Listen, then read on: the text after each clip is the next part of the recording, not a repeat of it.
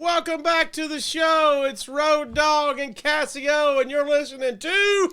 Oh, you didn't know?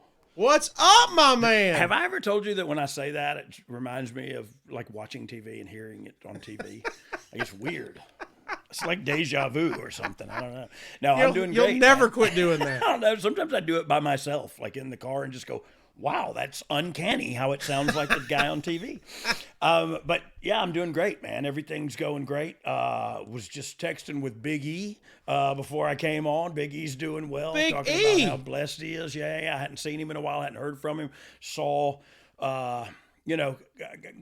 just thinking about friends and family today for some reason, and saw his number and thought, I'm going to text Big E right now. And he said he was blessed and doing great. And so, look, he's always been when I wrote SmackDown, I wanted him to be the champion. I wanted him to be the champion of SmackDown. And I actually pitched, and I've said this before, I actually pitched Big E Mania.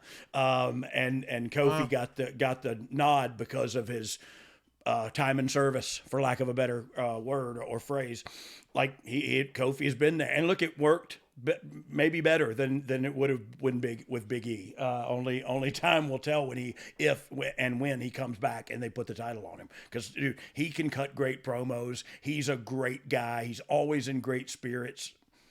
Just an honor to call him my friend. So yeah, I was just thinking about that this morning and texted him. He's doing great. So I know that's probably not the topic of the day, but if you hadn't reached out to somebody you hadn't talked to in a while, just reach out. You know what I mean? Reach out. Anyway, I don't know what I was going to. Do you? I mean, again, we got. I'll be there. Sorry. We got to work on our steps. On you got our to be in dance line. steps, yeah. But we'll get it down. We got 3 days in Panama City. All right, this week we are getting into the topic that never goes away and never seems to be discussed enough. On Yo You Didn't Know, we're talking about the Montreal Screwjob. Oh, my word. So many screw jobs in wrestling, but this one gets a name. By the way, Montreal Screwjob, not the same as a Cleveland Rusty Trombone. Don't look that up. No. This Huge is totally price separate. difference. Yeah, huge price difference. So let's throw that out there up front. Yes. But this look, it went down in history, that's for sure. And you can watch that stuff back. And I watched the video back of our own Oh You Didn't Know Twitter handle. Sent out that Bret, when he finally figured out what was going on and he rolled up and he looked down at Vince, he hawked a loogie that could have won an award at an oyster shucking contest. And I'm telling you, with laser focused mucus, he hit Vince McMahon like he had a heat-seeking, a tracking device to his eyeball. Because did he ever just drill him right in the face? And I mean, I'm gonna get sick now thinking about it. But good shot, Bret. We're gonna we're gonna get into. I'm going to save it. We got a fan question, like you said, regarding the loogie. Okay. So if we don't get into it before then, we'll definitely get to that, because I do have a lot of questions. Just get ready. I'm about to ask if you've ever spit on somebody. So you get your story right. Okay. So I hang on now. Please. Hang on. Okay. Now, look, I can't wait to get in this, because if anybody has listened to any of the previous Oh You Didn't Know, you love Bret Hart. You love him. So, look, I'm glad that you brought that up.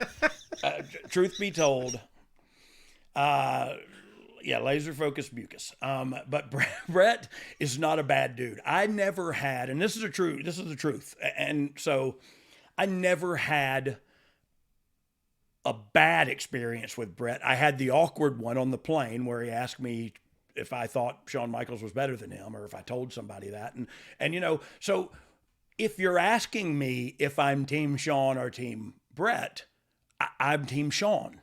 And I'm not Team Shawn because Shawn's right or Shawn was a real a-hole. Shawn will tell you that himself. Brian was a real a-hole. You know what I mean? People change. And time changes. Time changes all. So I feel like I'm still Team Shawn, just because I don't I don't know. That's the camp I was in. You know what I mean? I was in the camp of the clique. I just wasn't a member. You know what I mean? But that's who I rode with. That's who I traveled with. That's who I sat with. And so I was just Team Shawn. So again, Bret and I we actually had some really good times together, but it also was partially my fault. Like I never went and sat down next to Bret and said, "Hey, what you going to do after the show?" You know what I mean? I never tried to befriend him, but he never befriended me either. We just weren't friends. We were acquaintances and we got along great. The one awkward moment, but all of that came from this. All of those awkward moments came because of this fight we're going to talk about, or the screw job and the fight and there's so many things went on with it that we'll get into it here. I am not anti-Bret. I'm just Team Shawn. You'll get to know where I stand after these hour and a half or 2 hours. All right, before we delve into this, just a reminder, as we always do, please like and subscribe and leave a 5-star rating on all the platforms, wherever you're consuming this. Give us some feedback. Follow us on social media, our personal Twitter handles. If you're watching on YouTube, you can see those at Brian R.D. James, at the Casio Kid, and, of course, the show is at You Didn't Know Pod. And if you are watching on YouTube, like, subscribe, and be sure to turn on the notifications at youtube.com/DOGG. DOGG. We got that hot new YouTube website. YouTube.com/dog, my man. Yeah, that's cool. I don't even know what that means. It's provocative. It is provocative. It makes me moist. All right. Let me ask you this. I just got through watching the Redeem Team documentary on Netflix. I don't know if you saw it, but I have not. I have no idea what you're talking about. Yeah, it's about the Olympic basketball team that came back and decided after we had lost, hey, they brought in Coach K to kick their ass. That's right. Yeah. Well, I bring it up because one of the topics in there is when they brought in Kobe, and all the players, Melo, LeBron, Dwayne Wade, were saying, we knew Kobe, we liked Kobe, but Kobe didn't have friends. And not because he was rude, he just did not interact with people. Yeah. He was laser focused on basketball. When you said, hey, you don't have a bad beef with Bret Hart, you just weren't friends with him. Yeah. Is this the same as Bret? Did he have friends? I think he did, but I think he was related to most of them. And whether it was by marriage or not, they were very, and look, I actually respect that and almost, no, I don't almost. I admire the fact that their family was such a pact and sticks together. You know what I mean? Like, I love that. I think it's very close to my family. Because if you ever were in a territory or a show or whatever with me and my family, we'd all sit right together too, and we don't know if we'd let you in or not. And you know what I mean? That's kind of how we were too. So I don't hate that about him. But yeah, I don't think he had. He was laser focused on being the best wrestler in the world, and that's what he wanted to be. Look, I think a lot of people want to be that. I just wasn't one of them. I just wanted to be a cool wrestler and make some money and have some fun. And mission accomplished. Really, the story begins when Shawn Michaels loses his smile in February. Did he ever find that? I don't know. I think he did. Yeah, I think he did. It was weird. It was right where he left it. So funny. Right under his nose. Literally. He loses his smile in February, vacates the WWF title due to a knee injury. What did you think of his promo that night, and did you believe the injury was legitimate? Yeah, I wasn't sure. I wasn't with them yet. You know what I mean? I was still there, the young friend guy. I was on the outskirts of it then, and so I don't remember the promo verbatim, but I remember wondering if he's just taking time off or if he needs surgery or what, if it was all real. I didn't really know at the time what to think or what was going on, but I knew he was going away for a little while, you know. As far as you knew, it was what he was saying was real. Yeah, it was true. You know what I mean? And so I don't know. Shawn will return, but you could tell there was trouble brewing between Shawn and Bret, and in June at another Raw is War, Bret and Shawn fought in a locker room. What? You were there for that. What do you remember of this? So I was there for that, but I didn't see the initial there weren't any real strikes, so I didn't see the initial lockup, but they locked up. I've seen this same thing happen in my backyard a million times, especially when everybody had a mullet, was you hook that back of that hair like a hockey jersey, and the other person did the same, and so they were locked up, but not really throwing no punches. But Shawn lost a chunk of hair, and Jerry the King Lawler kind of was the guy that was first on the scene. That broke it up per se, but really he just helped pull them apart because, like I said, there wasn't. I didn't see any strikes thrown. I saw handfuls of hair and bullying through, like they went through a soundproof board that you put up so you can record behind it without, any noise interruptions. And so they went through that and they kind of knocked that down and went toward the shower, and that's where Lawler kind of got him. And if anybody knows Lawler, like, he's tough as shoe leather, but he's not a fighting guy. And so the fact that he broke up the fight kind of tells me how vicious a fight it was at the time. And what I saw was, again, handfuls of hair by both guys and kind of bending over. Like, if one would have let go with one hand, one could have thrown good uppercuts at the other, just like hockey. You know what I mean? You imagine a hockey fight. And that didn't happen. Lawler was there before any punches were thrown that I saw. So, yeah, look, it was a real fight. Like I saw, it was a real tussle. I'll say that. I've seen a lot better fights, but I'm glad I didn't see a better one here. I don't want either one of those guys to get, you know what I mean? Like, honestly, they were both on top of the world at that time. So it was kind of like, dang, man, now how they gonna do this? You know what I mean? And so look, it was what it was. I don't think anybody won or lost the fight. I think they hooked up, and then kind of got pulled apart. And Shawn lost the most hair, I think. A scuffle in the locker room between the boys or the ladies, not too shocking. I mean, you don't want to see it happen, but it's happened many times. So today, very shocking. As you remember, like, one just happened not long ago that made the stinking news, and people are getting fired, and holy mackerel. Like, it used to happen all the time. Like, you know what I mean? There used to be a fight all the time. It was just like, oh, the boys will be boys, and they'll beat each other up, and then they'll fight together, and then you know what I mean? Like, it just is what it is. But to your point, at this point in time, not a big deal. You know what I mean? But it turned into a big one, that's for sure. Yeah. On September 22nd, 1997, at Raw is War at Madison Square Garden, Vince McMahon goes to Bret Hart and tells him he can't afford his contract, and he is encouraging him to go back to WCW and see if Eric Bischoff will make him an offer. Dog, when do you first hear about this? So, look, I probably heard about it from Scuttlebutt, from Hunter or something. You know what I mean? Just somebody. I don't remember the time and date. It wasn't look, at the time, it was, these things are uncomfortable. Bret and Shawn are fighting, and now what do we got? I wanted one of them to go, to be quite honest with you. There was turmoil in the locker room, whether they were getting along and working together or not, at which we were told they were going to be fine and they were going to work together and everything. And it was like, okay.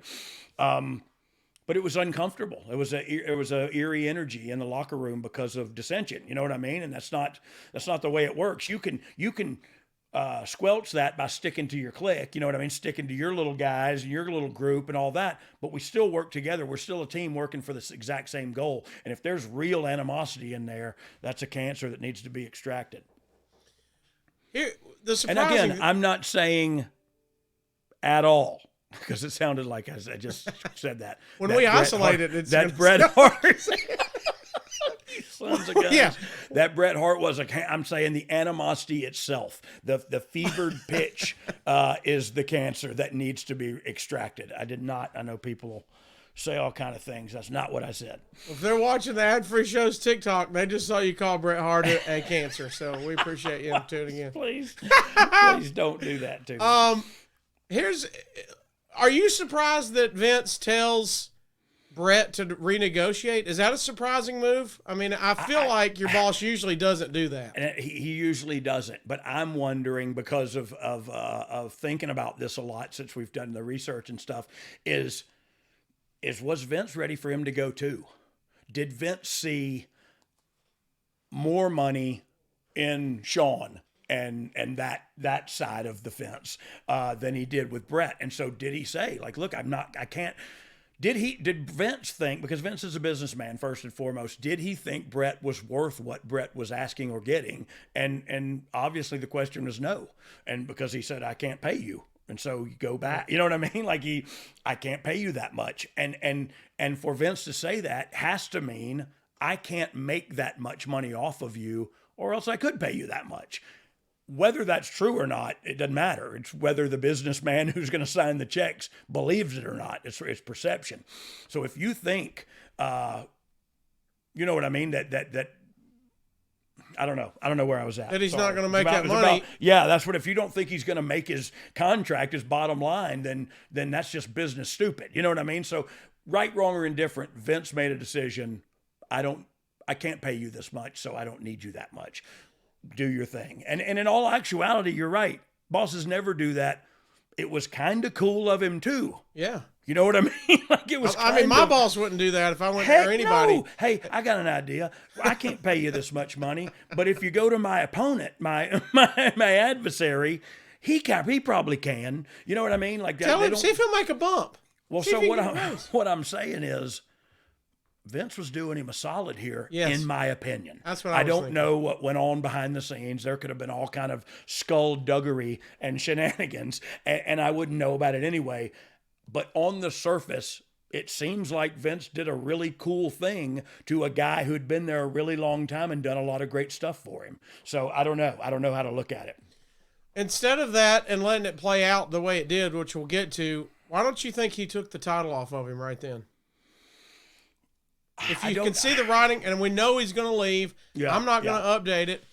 And while he's renegotiating, why not go ahead? I'm with you, but I think that's easier said than done. And I think it was also a while back where it was like, he's going to leave, but maybe he'll do business on the way out. And maybe because I said, I can't pay you, maybe go back, maybe that'll urge him to do business on the way out. And I did him a solid, you do me a solid. Yeah, you do me and it's not even doing me a solid. It's just do the right thing. Right. In my mind. Like if you feel like, I don't know, in my opinion, it doesn't matter if you feel like Shawn's not the guy to be champion. The owner of the company thinks he is.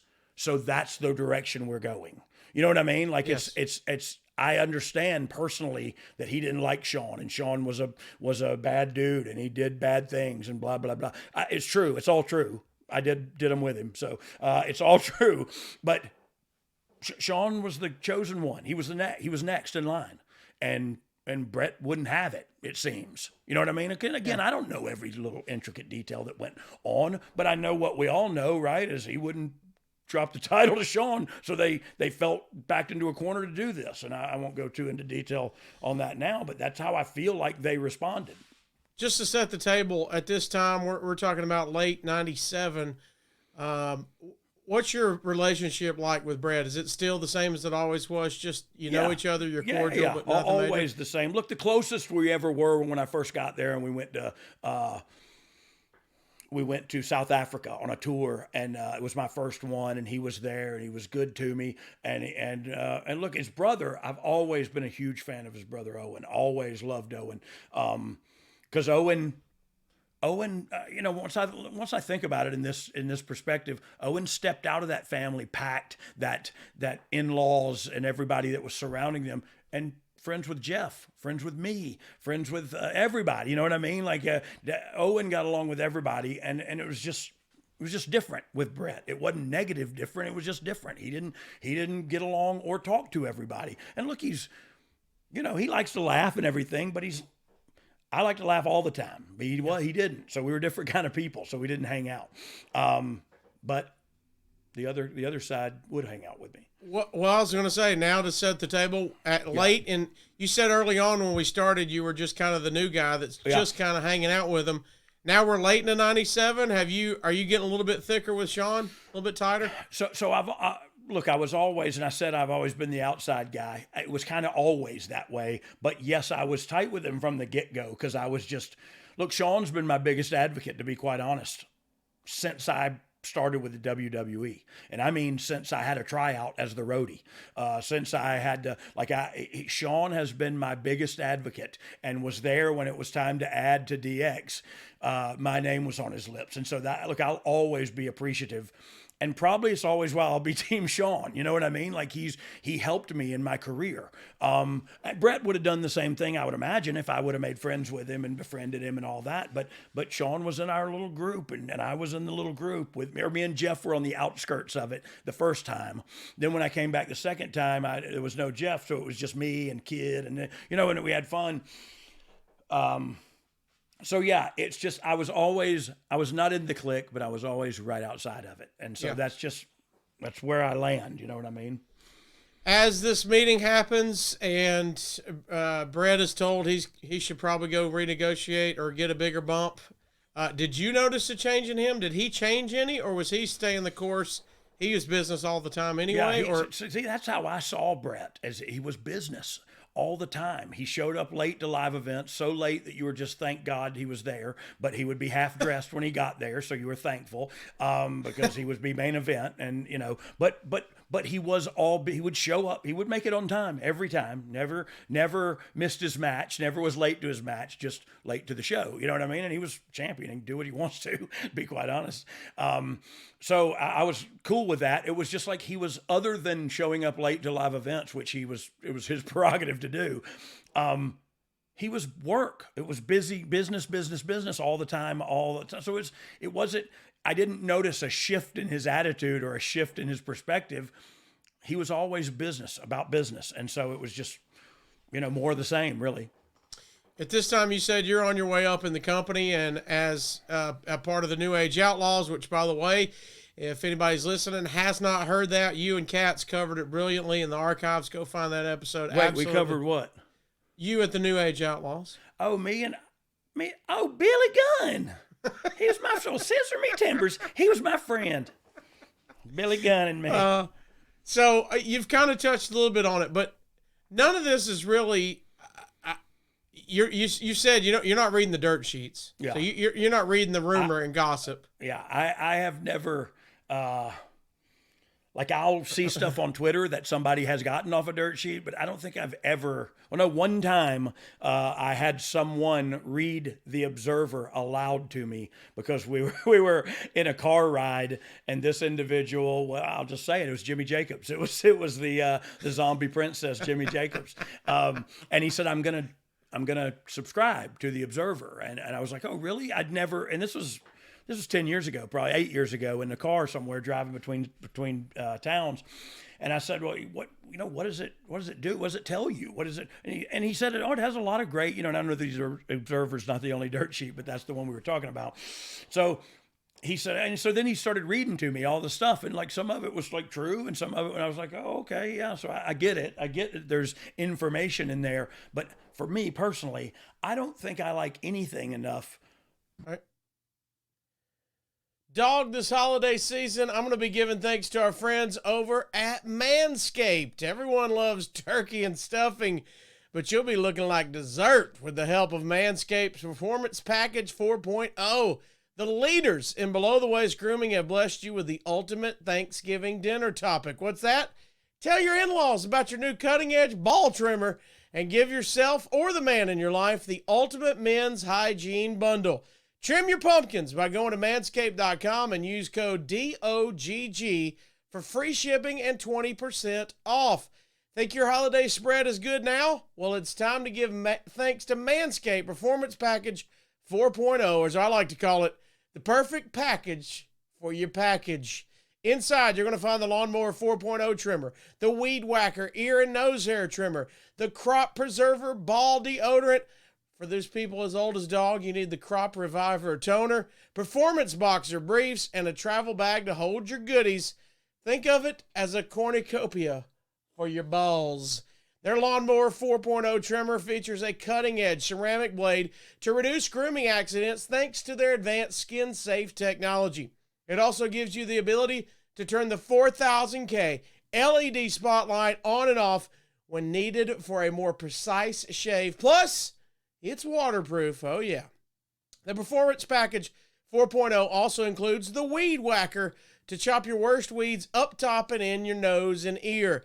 This nose and ear hair trimmer uses a 9,000 RPM motor-powered 360-degree rotary dual-blade system to provide proprietary skin-safe technology that helps prevent nicks, snags, and tugs in those delicate holes. Can't forget the Manscaped's liquid formulations, the Crop Preserver Ball Deodorant, and Crop Reviver Toner Spray are like the pumpkin pie and ice cream after Thanksgiving dinner. Can't live without it.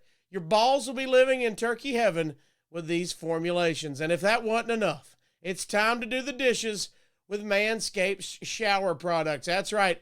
Lather some of Manscaped's refined body wash on their brand new signature body buffer and give yourself the lather and rinse your body deserves. Lose the loofah and exfoliate your mates. No hygiene routine is complete without Manscaped's signature deodorant as well. A couple swipes of this, and you're going to be feeling oh so crisp. And gifting Manscaped is the ultimate hack to become the family favorite. Here's how you can get in on this.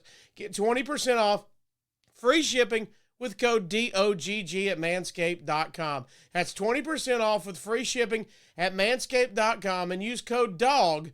And be thankful this holiday season for the best gift of all from Manscaped. Your balls will thank you. To want to know the interworkings and who's mad at who and who's zooming who. Like I guess that's decent to know, but it's not going to get you a cup of soup in the cold. So I don't know. I just don't look. I'm not reading the Inquirer either. But whatever. Shout out to Jimmy Jacobs. What? Did not know we were going to get a Zombie Princess shout out. Do you know Zombie Princess? You know who he is? No, I know who he is, but I've never met him or anything. No, dude. Hey, he's a little cool cat, man. He's cool. He's I can't put it any other way. He wears sandals with his toenails painted to the airport and a scarf around his neck, and he's him. The reason I say he's cool is because he's him and he's cool with it. And that's cool to me. You know what I mean? That's cool to me. And he's very introverted, very cerebral. He's a good dude to spend some time with. I never done any drugs with him. That would have probably ended up with one of us killing the other or something, or eating the other. But we've spent a lot of time together talking about recovery and life and so forth. And what a great guy. So yeah, shout out to Jimmy Jacobs, Zombie Princess. We'll have to have him on here one time because he's really a deep conversation and a good, something you can dig into, you know? I love it. Yeah, consider me in for that one. You mentioned Bret is all business all the times. He's staying the course. His personality is the same during all this. Yep. You briefly joked, tongue-in-cheek a little bit, but Shawn, you said, was an a-hole. Yeah. Talk about 97. What's his personality like at this point in time, late 97? Look, Shawn Michaels was great. Probably the best. The problem was with Shawn then, he knew it. Yeah. He knew that nobody could hold a candle to him. And so he didn't mind telling anybody and everybody how he felt and how he thought. And believe you me, it's hard to take from someone when you stand up off the bar stool, you're a head taller than, and you outweigh by 50 pounds, and you go, I'm going to leave now. You know what I mean? Instead of beating up the champion or whatever. And look, he and I have had many talks about this since. And even then we butted heads a few times because he would say things that will hurt he would just say how he felt, and it hurt my feelings sometimes. And when I get my feelings hurt, I want to hurt something else. So we met there a few times at almost like, get your boy, because I'm about to do something I don't want to do, you know? And so, look, he's a different dude now. He's a 100% different guy now. Thinks carefully about words he uses, thinks carefully about how his words are going to affect you. Like just a totally different human being with the heart of God. You know what I mean? And so I'm not saying he's perfect, and I'm not saying he's an angel now. He's still a human being, and he's still flawed. We all are. But he has made a 180-degree turnaround in his life. And the a-hole he was then, and I assure you, I double down, reiterate, he He is not today, but he was then. So that's then is when we're talking about. Yeah, we're setting the table for then. And hey, me too, man. Me too. I said a lot of things to a lot of people back then that were hurtful and just not sensitive at all, and just I was a drug addict, and I think I was a bully, and I didn't want to be either one until I was both, and then I realized I couldn't get off that merry-go-round without help. So anyway, that's somehow we always get back to me taking drugs and me recovering. Thank God. It's a good place to be. Yeah, since the recovering part's in there. Amen. A lot of the guys back then have said Bret was a locker room leader. Did you see him that way? Yeah, I looked at him that way. I did, because he was the champ, and he was been there a long time. He was. I remember when I was in the Marine Corps watching him and Anvil or the tag champs, and that, you know what I mean. So he had been there a long time and on top for a long time. So yeah, I looked at him as that, and I think it was okay to look at him as that. It would have been safer at this moment, not safer, just better at all ways, to have had Bret as a locker room leader than to have Shawn as a locker room leader. Having said that, the locker room leader don't necessarily make the most money or hold the title. He just might be a good example. You know what I mean? Yeah. And so it was Shawn's turn to carry the title and be the champion. I don't think Shawn wanted anything to do with being a locker room leader, and I don't think he was living his life like he should have been one either. You know what I mean? That's just where we were, and it seems horrible that I'm still Team Shawn, but look, I relate to that more because I've been down his journey and he's been down mine. That's what the kids call it nowadays when you sleep with somebody. Been down their journey. I don't know. I just made that up.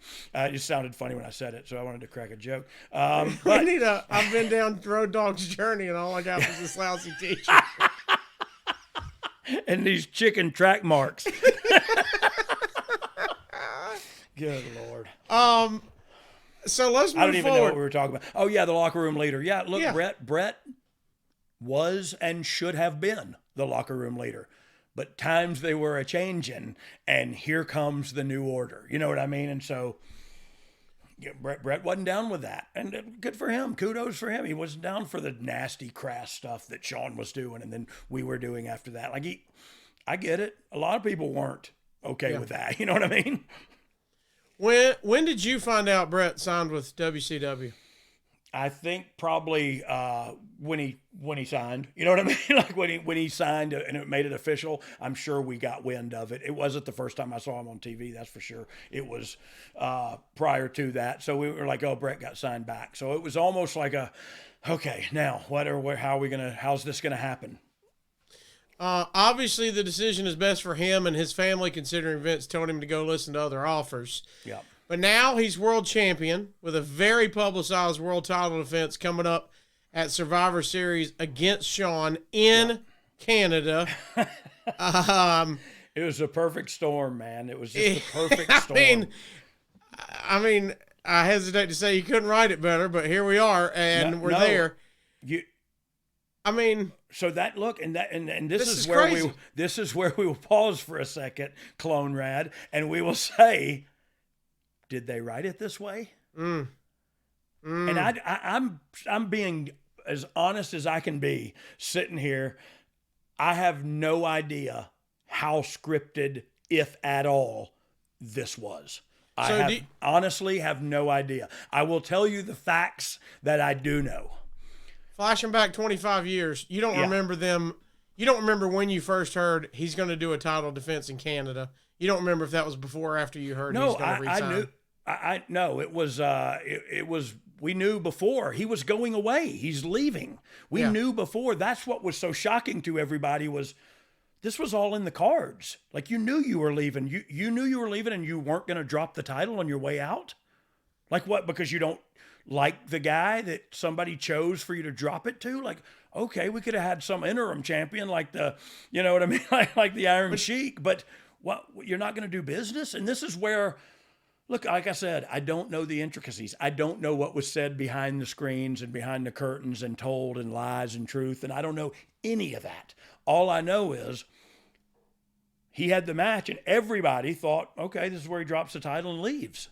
You know what I mean? That's just this stuff happened. A lot of this stuff happens behind closed doors where even if you're high up on the card, you don't hear these conversations. These conversations are top secret. You know what I mean? With Bret negotiating his contract, with Vince negotiating with Bret about dropping the title, whatever. You don't hear about those, and you're not gonna hear what came out of that unless Bret or Vince tells you. You know, but we didn't hear it at the time. I do know he had a title defense, and they rang the bell on him. They rang the bell on him when Shawn had him in the sharpshooter in Canada.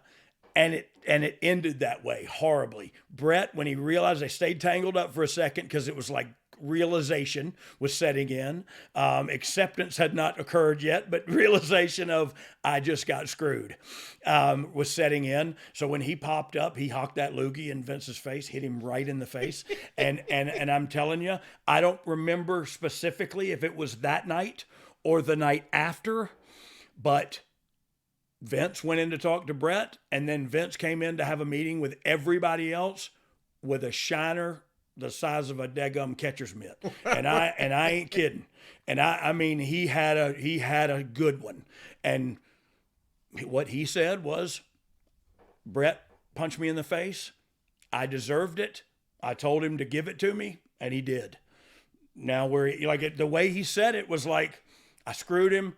I gave him a shot. We're even. He's going to work there. We're going to work here. Let's all, you know what I mean? It was a business as usual with a huge shiner. So Bret, that rubber mallet that Bret would hit you with his working punch, it hurt like hell too. Only this one left a mark. It left a serious mark. Not so much here, but right in here. And it was a good one, man. It was. So in the locker room, those are the things I know. I know about the fight. I saw the end of the fight, the pull apart of the fight. I saw the loogie. I saw the match. I saw Vince's face afterwards. Look, some stuff went down, but you could totally make the argument, and a lot of conspiracy theories are made on a lot less factual basis. You could make a conspiracy theory that this was all constructed, including free punch and all. And I wouldn't doubt it one bit. I would also not doubt it. I would say kudos for the best storyline ever written in professional wrestling, because we're still talking about it. And what if it was a work? You know what I mean? Like, what Incredible. if they were all like, no, it's never been done before. Let's do this. Let's do that. You know what I mean? And hey, I'm going to let you do that. You know, I don't know. It just, the way things happen, back then and since then and everything just makes me wonder more. Could it possibly have been constructed this way? It's incredible. We're incredible. Like 25 years out, and then we're still we still don't know. Going question mark. Yeah, I was there and I don't know. So is everyone in the locker room leading up to this? You guys aren't wondering how it's going to end? You assume the job is he drops the title defense, he's going to drop it. So there's no debate there. No, there was no. Even if he was already. Like Jeff Jarrett did the same thing with same exact thing with China. His contract ran out, and he had the Intercontinental title, and they said we can't. You know, he said, I'll tell you what I'll do. I'll show up at the pay-per-view that you've already promoted, and I'll do the match, and I'll do this, but I want this and this and this. So they accommodated for Jeff to do that, and it was, look, somebody messed up. His contract came up due, and nobody caught it, and he was the Intercontinental Champion, and he was in negotiations with another company. So same thing really basically happened. We just thought, you know, Jeff got some more stuff out of it and then left.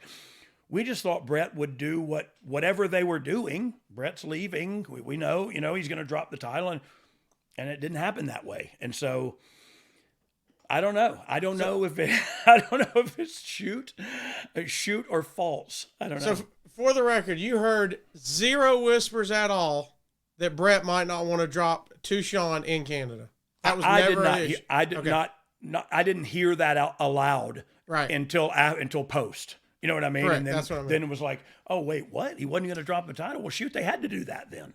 That's kind of was my attitude at the time, and it's not very different today. Like, look, if I had a champion on SmackDown that was going to Raw or whatever, you know, whatever, it might not be a good analogy, but was going away, you got to leave the title here. You can't take the title with you. You know what I mean? And this is the guy we chose to put it on. I don't know where your opinion matters at all, to be quite honest with you. Like, it's a business transaction. The guy that delivers Pepsi's next door to the grocery store don't say, you know what, that manager, he irks me. I'm not taking Coca-Colas to his grocery store today. You know what I mean? Like, he's got to do that. He's got to, right. You got to do what you got to do. And I've always felt like that. And I could be wrong and misinformed on all the information the little bit of information that I do have. But out of that little bit of information, I gather this is still my idea. Like, you should have dropped the title and left. I don't know what the problem was, other than you didn't like Shawn. It was personal, you know? Yeah, he said different main issues was, and he said Shawn wasn't interested in returning the favor for him. But so based on all that, I mean, like you just said, it's a bad decision for Bret. I'm sorry if I'm making Bret fans angry or Bret angry or anybody. I'm not trying to do that. I'm just thinking about the business I've been in for a long time. I'm sure it's happened before because there's a lot of egos in this industry, but I've never heard of somebody going, yeah, I'm going to work for another company, but I'm not dropping the title to this guy. I've never heard of that in my life. And back in the day, I don't think it used to happen because I think they'd have done something different with you. You know what I mean? But I don't know, man. It's just crazy to me. You know what I mean? Like, it really is crazy because I would have never, we're not dropping the titles to them. Why? Well, we don't think they're good. We don't like them. You know, that doesn't make sense to me. But you're leaving, so it doesn't matter what you think anymore. It's not even your team anymore. You don't even go here. So what are we talking about? And that's like Tom Brady telling the Patriots who to start at quarterback. Yeah. After he leaves from Tampa. Yes. Or I'm leaving for Tampa, but don't start that dude. Right. You know what I mean? That's what it's like is, hey, I'm gone. Whatever you do, don't play that guy. The guy that you feel like is the best. You're not here anymore. See you, bud. Yeah. And so, look, it's always been my take, man, and it right, wrong, or indifferent. Oh, dog, the nights are getting longer, but the breeze isn't the only thing that's getting stiff. That's right. This episode is sponsored by Blue Chew. Guys, we all know that confidence can take you far in life. That's especially true in the bedroom, especially when it's time to step up to the plate, and that's where Blue Chew comes in. Blue Chew is a unique online service that delivers the same active ingredients as Viagra and Cialis, but in chewable tablets and at a fraction of the cost. You can take them anytime, day or night, so you can plan ahead, or you just be ready whenever opportunity arises. And the process is simple. Sign up at BlueChew.com, consult one of their licensed medical providers, and once you're approved, you're going to receive your prescription within days. And the best part, it's all done online. So no visits to the doctor's office, no awkward conversations, no waiting in the line in the pharmacy hoping you don't see somebody you know. Blue Chew's tablets are made in the USA as well and prepared and shipped direct to your door in a discreet package. And that's the only time discreet and package are going to be together when it comes to you from now on. With Blue Chew, men everywhere excited to see that postman because when the package has arrived, your package has arrived. They say there's nothing sexier than confidence, and Blue Chew can help you give confidence where it counts. If you want in on this, if you could benefit from that extra confidence when it's time to perform, chew it and do it. Have better sex. And we've got a special deal for our listeners. Oh, you didn't know what that deal was? Well, here it is. You could try Blue Chew free when you use our promo code DOGG at checkout and just pay $5 shipping. That's BlueChew.com. Promo code DOGG and receive your first month free. Visit BlueChew.com for more details and important safety information. And we thank Blue Chew for sponsoring the podcast.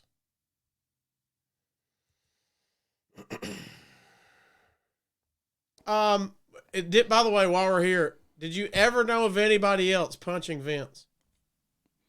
Nails. I always heard about nails. But no, you're not there or saw the. I wasn't there. No shiners or anything there. No. Vince can handle himself. I'm not saying he's a pushover. What I'm saying is he gave him one, and he just flat out. They didn't fight. He said, "Give me one," and from what I understand, knocked him flat of his booty and gave him that. Man, what a shiner! It was like a Shriner shiner. Like he was on a little go-kart with a fez. Never mind. Anyway, they're not all home runs, Casio. Sometimes you swing and a miss, you know. Buddy, but keep swinging, man. But keep swinging. You know what I'm saying? Don't give up. the Hart family has a long storied history in the business, just like yours. Do you think that played into Bret making this decision? Is, hey, we've got this legacy, and I'm not going to ruin this Hart legacy in Canada. I'm sure that, and look, I don't think those are bad thoughts to have, to be quite honest. I'm not saying you shouldn't think that way, but I'm just saying you can go back afterwards and go, yeah, I wasn't happy with the decision they made, but it wasn't my decision. So I did my business and went over here. You know what I mean? Like that to me is how it should have gone down, and I guess it didn't. So that's where I stand, you know. Listen, here's the deal.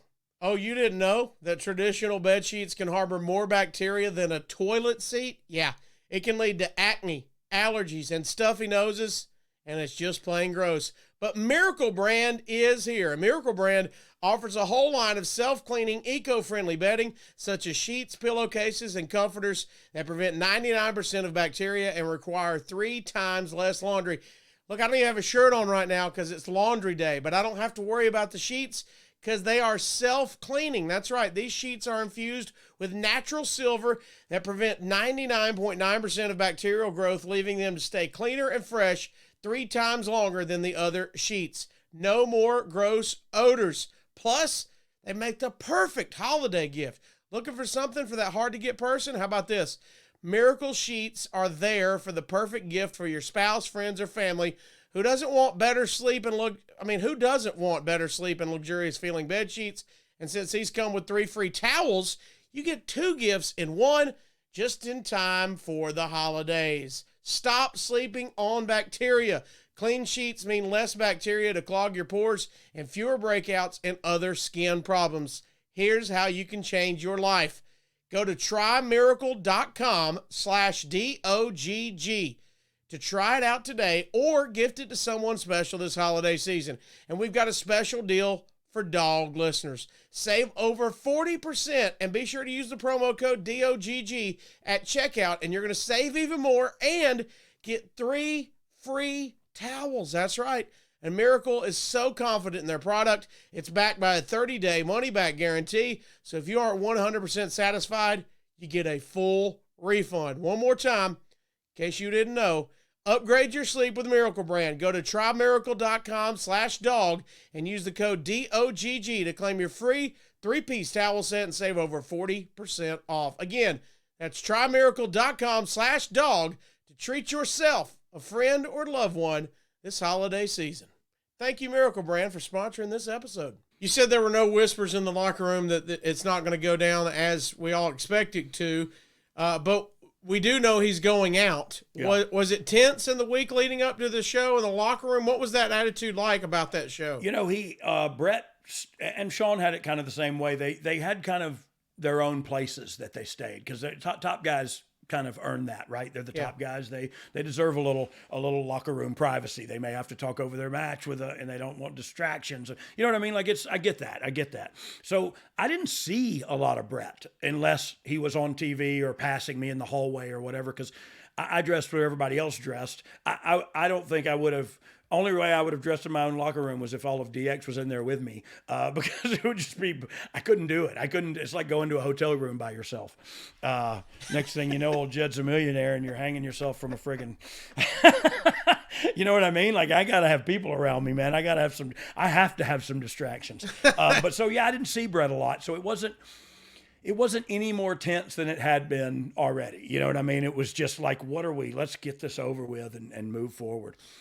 So speaking of that, is this top of mind going in when you finally get to Montreal? Hey, this is going to be the night he drops it. This is a big night. Are you kind of focused on your stuff only? Well, I mean, where are you at? And I don't really remember if I did anything on the card that night or if I was even.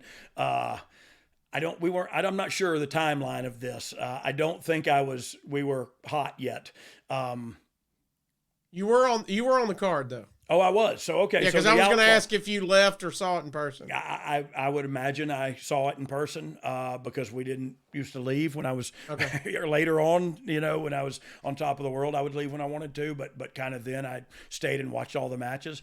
So yeah, I was confused as the next guy as to what happened. Like, oh, did somebody tap out? Did somebody, I don't know. I didn't, you know what I mean? Everybody kind of froze the world for a second, or the wrestling world anyway. You were the first match on the night. Billy Gunn and you and the Godwins defeated Blackjack Bradshaw, Blackjack Wyndham, Mosh, and Thrasher. I'm pretty sure this is when Bradshaw knocked me out twice in the same match. Might be why you don't remember any of this. And I'm also pretty sure that this was like the most defamatory, insensitive promo on the way to the ring that I ever cut. And so please do not go and look that up. This is why you've blocked this whole night out of your system. But look, this is me, an active drug addiction and everything else. Match 1, baby. You saw it and got to chill out the rest of the night. And won. We won too, didn't we? Come on, yeah, by pin. Yeah, by pinfall. Come on now. I'm sure it was Billy, but one of us won anyway. So look, I saw it, but again, it was confused. You can watch it again to this day, and now that you know what happened, you can kind of see. But if you don't, you watch it and you go, wait, what happened? What was that? And so it was. Look, you don't plan for that a lot. So the fact that if they did plan for that, what a great plan. I'll get him in his move in his home country and then ring the bell. Like, it's holy mackerel. And you can see Shawn going, oh man, darn, you know, he was mad. And then you find out later, like, he knew. But it makes me wonder, did they all know? And was this the best laid plan of mice and men? You know what I mean? I don't know. I don't know the answer. I think it's great to speculate, though. It's fun. If it is real, are you surprised they weren't able to convince Bret to drop the title before all this? I'm hugely surprised. Like, I even if he would have said, look, I'm not going to do it, but if you give me $500,000, I'll do it. You know what I mean? Like, even if he held him up for something or tried to get something out of it, look, I guess that would make it cheaper if you're thinking about it like in moral terms. Because I think, in all honesty, Bret was feeling like this guy doesn't deserve the title. I'm not going to give it to him. I honestly think that's what he was thinking. And then he has the moral high ground if this is a moral decision, if we're in a moral business, if we're, you know what I mean, if everything's on the up and up. But man, we're not. This business is a work from the get-go, and it's everything about it is nonsensical and not real. And for you to feel like I'm going to make the stand of not dropping this title to the scum of the earth. I mean, okay. It's not like you defended Normandy. You know what I mean? You just held the fake wrestling title in your hand and wouldn't give it to the other guy. You know what I mean? So look, I know I'm cynical and I know I'm talking negatively towards him, and I don't mean negative towards him, but I feel like some of this is negative to me. Like I don't understand that thought process. And if I'm supposed to, maybe that's why I was never a top guy. And I'm okay with that, because if you're supposed to be like that and think that way to be a top guy, I got no problem playing second fiddle, dog. I'll be back here playing the bongos if you need me. Do you have bongos? No, but my dad, I told this story. My dad used to have bongos in every car. I told somebody this story anyway. Oh, it was at Raw the other night when Matt Riddle took out bongos to play with Elias. I told the story. My dad would have two maracas and a set of bongos. And they would always be in the back of the car. And so, like, people who were driving it, who was sitting in the back of the car, could play the bongos or the maracas. And he loved it? He loved it, man. He loved it. And he loved, like, Santana. Like, my dad loved, like, spiritual, groovy music. You know what I mean? And so that was kind of the thing. But anyway, so bongos. Yes, I'll play the bongos second fiddle if I got to be focused on business all the time and making right business. Like, I don't know. That wasn't me, man. That ain't me. And I've said before too, I think somebody said, like, if you don't want to be champion, you shouldn't be in this business. Well, that's, oh my God, man. How do you do that? Does everybody want to be the champion? Because everybody's going to be upset. You know what I mean? Like, there's only one of them, one at a time, dog. Yep. And it's up to you to get there where you're in a spot where you could be in the conversation about it. You know what I mean? So I don't know, man. I had a good time. I'm just picturing, by the way, like a store logo, and it's Bob Armstrong's Bongos. Oh, yes. And it's really a good logo. It would probably be called BA's Bongos. BA's Bongos? Yeah, yeah. Oh. See, that works. That does work. What about Bongo Bob? Oh, Bongo Bob. Where's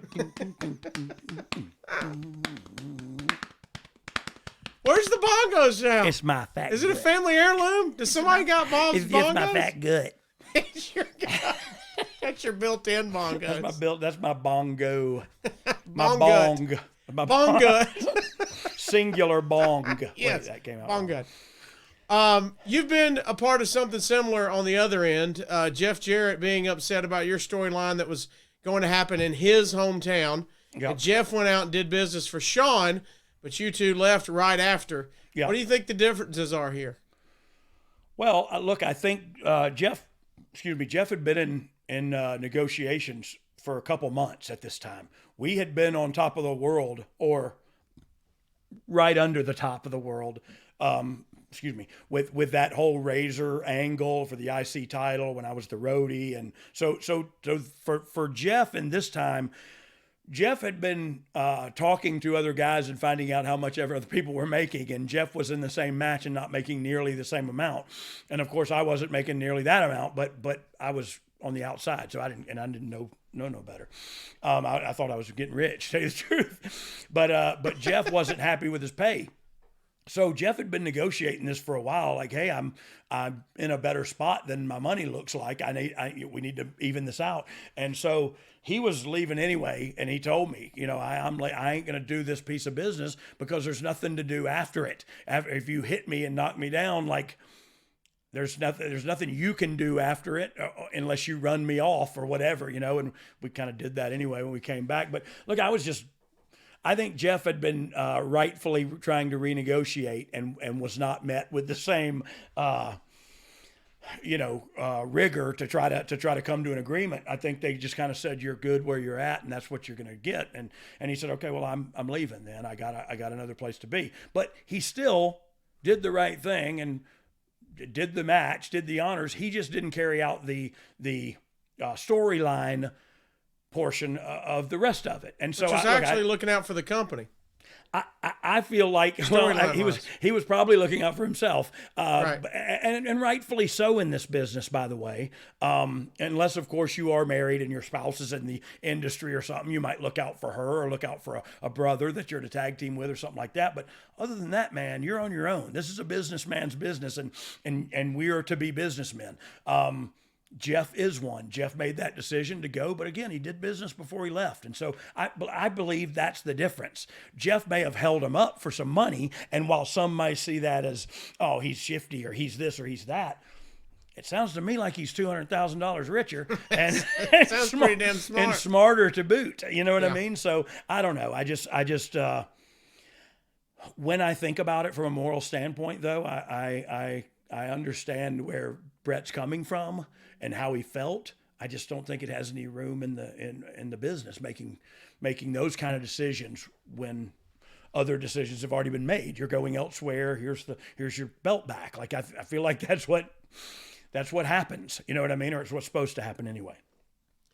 Let's play the what if game, since we're that's what all this whole thing is speculation. Let's put you in Vince's shoes at this time. They're tight. His are small and they're skinny. He has real skinny feet. So my feet are hurting right now. What size do you wear? I wear 13. Wide or just regular? Well, regular, but I use a dub. If I wouldn't find hurt one. you. Wouldn't hurt me to use a dub. What size shoe you think Vince wears? I don't know. Maybe 10, 11, maybe 11 or 12. Okay. He don't have small feet. He's got smaller than you. Yeah, smaller than me. I thought we were on to something, and we were going to announce that Vince had tiny feet, and it was going to be awesome. You should see his pinky finger, though. It's really short. And I'm just kidding. This is going to be the greatest episode his ever. His pinky finger looks like a broccolini. Does it? I'm going back to look at every match and see if I can see his pinky now. His broccolinky. Broccolinky. His binky. He's breaking. Oh my God! I don't even know why or where that came from. We're gonna put yourself. Maybe they're Crocs, so they can feel a little bit better than dress shoes. I tell you this much: Vince ain't never ate a corn dog, and he ain't never put a Croc on. But for sake of argument, there is Crocs. Corn dog. Never in his life. How do you? What? Like, what? He said, "God, no. I would never put that in my body." I said, "I will put 3 of those in my body. I have holes for all of them too." And I said, "Wait, so you've had the convo with him?" Oh yes, hell yes. I told you were him, eating it was one, about, weren't you? It was literally about this time of year because the Pensacola State Fair is kicking off, and so I told him I'm going to the fair. That he was like, "Let's get on the phone Friday," and I was like, "Well, sir, I'd rather not because I'm going to the fair with my family. I'm gonna eat fucking fritters and corn dogs and fried apples and you know what I mean?" And he said, "God, a corn dog? What is that even in? And what is that?" Oh and I my was gosh. like, "You don't know what a corn dog is?" So we had the conversation right there. I said, "I'm going to eat a corn dog for you, sir." And I did. I ate it. I filmed it really slow and sent it to him. What is that still out there? Is that footage still on your phone? Not true. That's not true. What? What ready for Vince McMahon to never eat a corn dog? Hey, he also asked me, "Do they still make nickels?" Wait, the coin? The actual coin? Do they still make nickels? Nickels. This brother's got so many $100 bills in his pocket, he ain't seen a nickel. Wait, and this was before we're all going debit cards. This is where we're all spending money. Yeah, oh yeah. They still make those nickels. His money don't jiggle, it folds, my friend. No, he's got some folding money. Friend, some of your folding money's come unstowed. What's more Old South? Paper money or folding money? Oh, folding money's got to be. Yeah. But they would hit you with some of that paper money. Yeah, with that paper money. You got that paper money? You mean the dollar bill, sir? Yes, we have those. Yeah. All right. So we got sidetracked because I'm asking you to be Vince. It was a good sidebar. Okay, it was Vince. The best. I'll do an hour on what foods you think Vince has ate or not. I can swear I could do that. We might can do that one time. You think he's had a burrito? Not a chance. Not a chance. Hey, so I watched him eat most of his meals. And I'm serious about this. I'm From not what kidding. time period? What time period? I mean, 2015 to 2017, 18. Okay, so you got a lot of research. A lot of research sitting in front of me. The man loves his steak. The man loves his chicken. The man loves fish. And the man loves capers. He likes a vegetable like a green bean, long string green beans. Broccolini. But broccolini. But I tell you what, he ain't eating a friggin' corn dog or a burrito. And for a while there, it got so nice that I wouldn't even eat at catering anymore. When I was there, they would bring me a steak and stuff too to the writer's room, and I would have a filet mignon for lunch because I found out they just asked for it. You know what I mean? Like they just said, "Hey, we don't want to go to the cafeteria. We don't have time to sit down in there and eat. Can you make me something and bring it?" "Sure. What do you want?" And if so, from then on, I was like, "Oh crap, I can do this too." Yeah. If they're bringing me lunch, I'm going big. Take a filet mignon as well, and some grilled vegetables. You know what I mean? So that's what he eats. Very healthy. He's not a morning person, so I don't know, what kind of breakfast he eats. But I've seen him eat lunch and dinner a million times. How old was Vince the last time he ate cereal? 4? Shoot, 4. Yeah. Yeah, it had to have been a long time ago, bless his heart. I don't see him eating nachos. Those are way too messy. Yeah, he ain't getting that on his hands. Well, he also wouldn't put that like it's he like some people that I know with their exercise routine and it's not about food and comfort and taste and all that. Yeah. It's more about fuel. It's more about what do I need in my body and when. And look, after a workout, you can eat different things.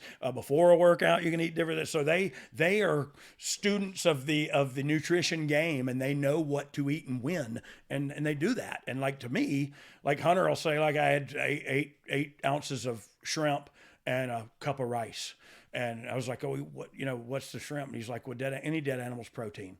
You know what I mean? So I needed my protein and I needed and I'm thinking, That's the most barbaric and cool thing I've ever heard anybody say in my life. Dead animals, like, dead animals protein, bro. So it was All right.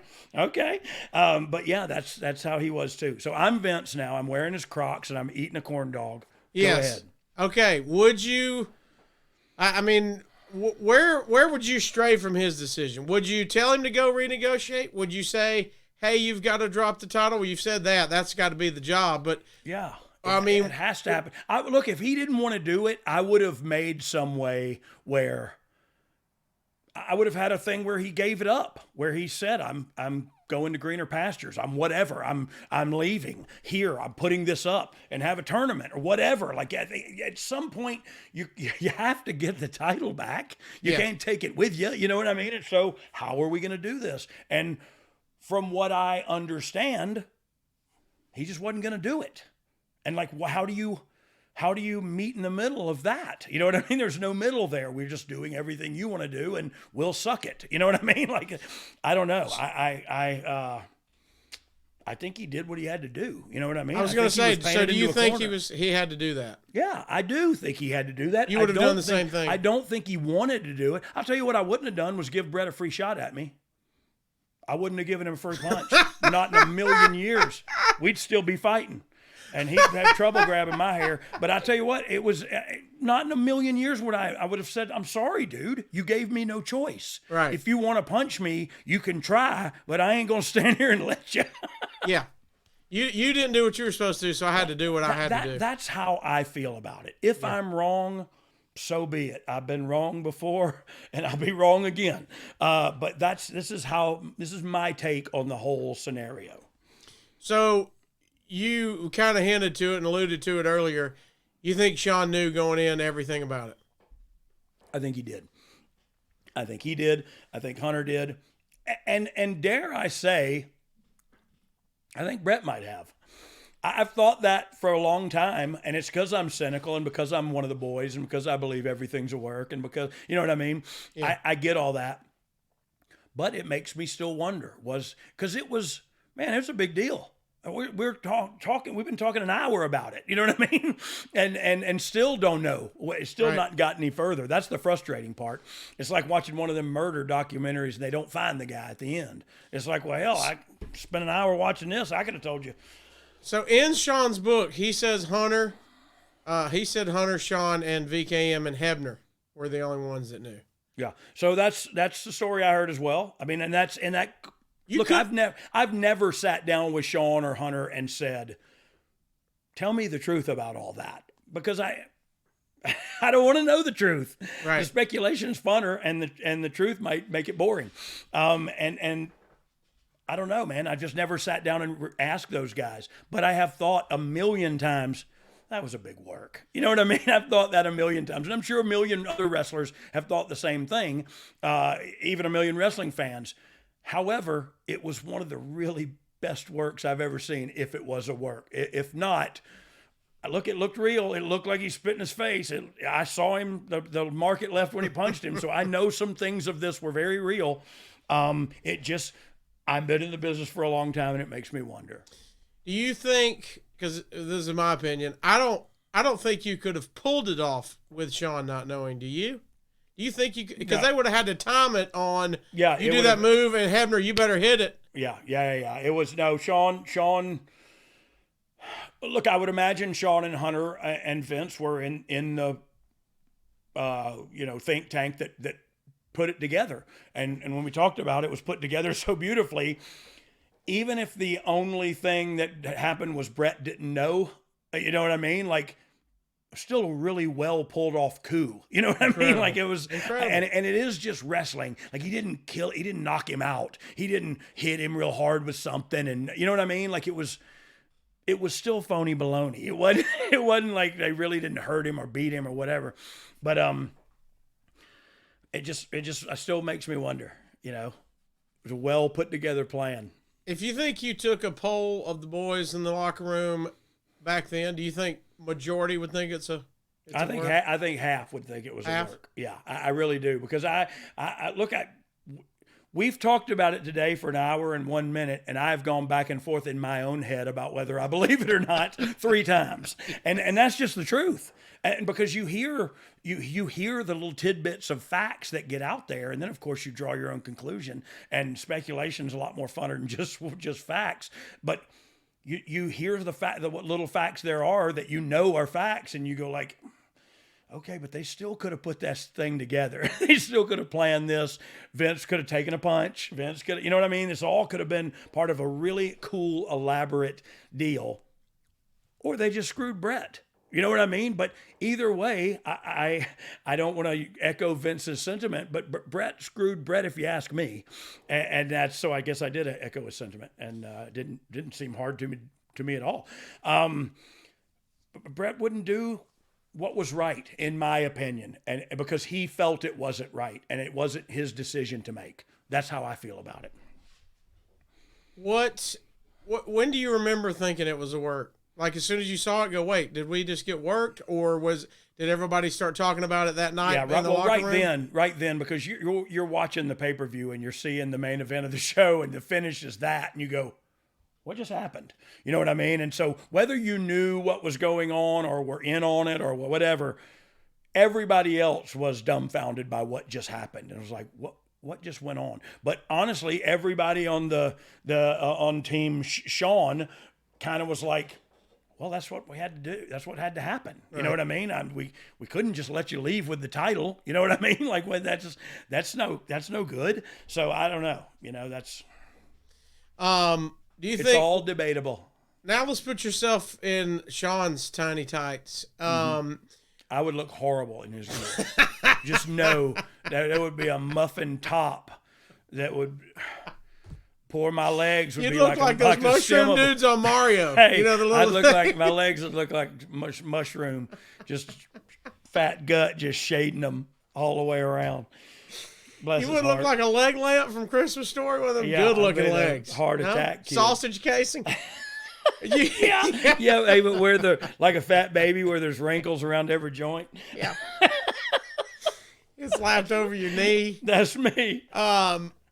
You're Shawn. I mean, just think about what your mindset is when they come to you and go, here's what's happening. Here's what's got to happen. I mean, I'm sure you'd have to do. I was going to ask, do you think you would do it the same? But yeah, you would. You've already said that's what had to happen. Yeah, it is. Look, I don't know. Again, I don't know that I would have executed it the exact same way. It was pretty genius to really take advantage of screwing Bret, to do it in his hometown with his own move and all that. That took some forethought, and that sounds like Shawn to me. But because he's a genius, you know what I mean? And at the time, he was an evil genius. Or it could have been Hunter's too, because they're the same, cut of the same cloth. That's why they're both top guys, is they got that in them to go, screw that guy. This is me. This is my turn. And I never had that in me. And that's why I was never a top guy. And truth be told, I don't know that I wanted to be, but I didn't have that in me. And maybe I should have. But so if I was him, I would have come up with a plan to do it too. And I don't know if I wouldn't have thought of the sharpshooter, because that's just too on the nose to me. But you'd have had to do it with some kind of submission, because you couldn't do it with a 3 count unless it was a fast count. You know what I mean? Right. So it had to be a submission maneuver. So that narrows it down right there. So yeah, I would have tapped him out with something. I don't know. I never did a wrestling move, so I don't know how I'd have done that. I guess I'd have bit his broccolinky pinky, and hoped he said, I give. But yeah, no, we would have, yep. So they knew, and they planned it out. Look, it was a well-laid plan. It just wasn't in Bret's favor, you know. Do you remember afterwards? Do you remember talking to your family about what happened? Dads, brothers, any of them have an opinion that stand out to you? I don't, because I remember talking to my dad about the situation, but my dad felt the same way I did. It was like, if he's not going to, what are you supposed to do if he's not going to drop the title on the way out? You know what I mean? And look, that's the way business was done for 100 years. You know what I mean? Since Abraham Lincoln was the champ. And so I don't know if he really wrestled. I know he fought vampires. But it was reported he wrestled. I don't know his record. I don't know his record either, but I heard he would on the stump when he was stumping for his campaign that he would wrestle dudes for real. That's a true story. Or that's what I heard anyway. I read it in a book. Did he wrestle in the top hat? No, top hat. No, he put that on. Or what if it's like King of the Hill where he goes, you can get this top hat off my head? I tell you what, you couldn't get it off of Abe Lincoln's head. He has wielded an axe like no man's business. Hey, and one of the books I read, there was this weird time in my life about 15 years ago where I started reading a bunch of books, and Abraham Lincoln Vampire Slayer was one of the first ones I read, and I loved it. I couldn't wait for the movie to come out. I feel like Meltzer would have gave Lincoln 5 stars. He would have given Lincoln you think it's 3 stars because he never went to Japan. I was going to say, I think it's Omega Lincoln. I think it's right there. Maybe. It's right there. The next night on Raw, talk us through that. Business as usual? Is it tense? Again, I don't remember if this was the night that Vince took the punch or if it was the night prior. But it was definitely business as usual. You know what I mean? It was, hey, you guys can buzz about it, but we got a show to do. Yeah, but we got live show to put on. Oh, and we're trying to win this ratings war also that we're not doing very well in. So we're going to focus on that. Were you shocked Foley decided not to show up to the tapings? Wait, Foley didn't do what? He didn't show up to the tapings. Were you surprised? Do you remember that? I don't remember that. Okay. Why did he not show up? Because of the moral outcry? Or did he just not want to show up that day? We'll have to go to our crack staff. Dedication to Bret, he said. Okay. Moral outcry. Okay. Yeah, look, I don't doubt that either because Mick is a guy who will do that and he will stand up for what he believes in, whether you agree with him or not. And so I totally believe that. I mean, you can see his Twitter. He has no problem telling you how he feels politically or otherwise. And so that's I totally think that's probably Mick. You know what I mean? That's why Mick wasn't there. But I don't think that wasn't on me. That had to do with me. I'm here. I'm ready to work. And nobody was really buzzing about it. I'm sure somebody was, you know what I mean? But it was probably John Laurinaitis or, you know what I mean? Somebody having to do with the talent. Like Mick didn't show up today. Creative needs to know. Mick didn't, I'm sure there was talk about it, but nobody talked to me about it. I didn't, we probably said, oh, well, whatever. You know what I mean? Like we were all high. So well, do you see this? I mean, do you have the foresight to think, hey, this might be an opportunity for me to move up on the card? We've got a top guy gone. I never looked at it like that anyway, because I just thought I always liked the spot I was in until I didn't. You know what I mean? When I felt like I had come to the end of this rope and I have more to give, then I would go to him and go, hey man, can we do something different? But I felt like I was at a good place now and we were upward momentum. I felt like I was going to be up there, even if it wasn't on top of the mountain, it'll be on the precipice. I don't even know if that's a word. I just made that up. But explained to him and he came back. Okay, so that was about Mick. There was a bit of a side. Yeah, Mick came around quickly. He hated how it was handled. Yeah, I'm sure he hates how it was handled to this day. Vince explained it to him and he came back. But I just wonder if Mick has ever, like if you put Mick in Vince's shoes, like you just did me, and said, "Hey Mick, what would you have done here?" You know what I mean? Yeah. I'm sure he would have continued to try to talk it out, but if you've done all that and the guy's not budging, I don't know what else to do. I'd love to hear I'd actually love to hear Mick's take on that. You know what I mean? And see what he would do and how because I didn't realize he felt that strongly about it to not show up until right now. You know what I mean? And that's profound. And so he obviously has something to say and so feels a certain way about that. I'd love to hear it.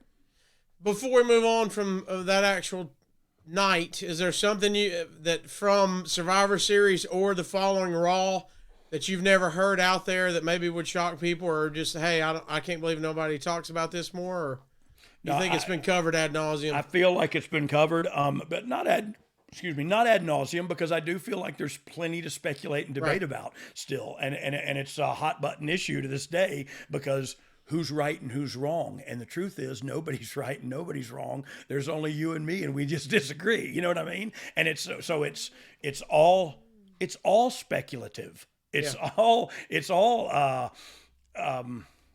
It's one of the greatest sports debates ever. Yeah, and it will continue, even though people have written books, even though people have done podcasts and said this is what happened. That's not as fun to me. I still want to speculate. You know what I mean? And so I know that, okay, I knew those 4 guys had something to do with it. I knew there was no other way to do it.